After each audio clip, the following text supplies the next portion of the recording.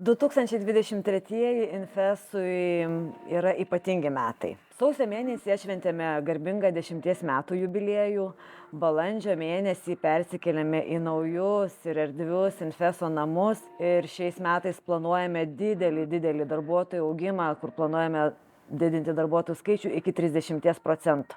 Na, o spartus augimas įpareigoja mus atlikti tam tikrus namų darbus. Tai šiuo metu mes keičiame įmonės rūbą, vyksta įmonės ir brandingo procesas, kalbame apie pamatuotą veržlumą ir ambiciją. Dauguma mūsų vadovų užaugę yra įmonės viduje ir yra tikri savo srities profesionalai, todėl šių metų akcentas yra į vadovavimo kompetencijų ugdymą. Daug kalbame apie vadovo funkciją ir visi kartu mokomės, kaip tapti geresniu vadovu savo žmonėms. Be abejo, palaikome ir skatiname darbuotojų iniciatyvas už įmonės ribų.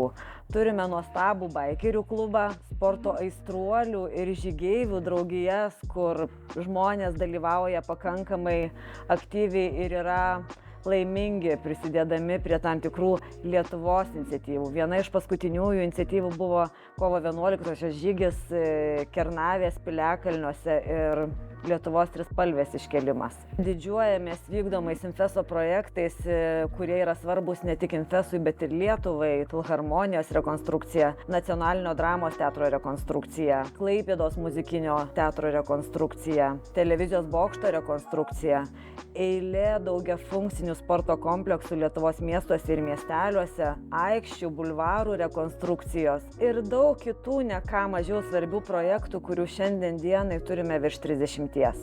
Mūsų Infes žmonių vardai bus įrašyti į Lietuvai svarbių objektų istoriją. Pagrindinis mūsų variklis yra padaryti daugiau ir neapsiriboti aiškiais scenarijais. Todėl visi, kuriems tai nesvetima ir nori dirbti su unikaliais ir vienetiniais projektais, yra laukiami mūsų komandoje.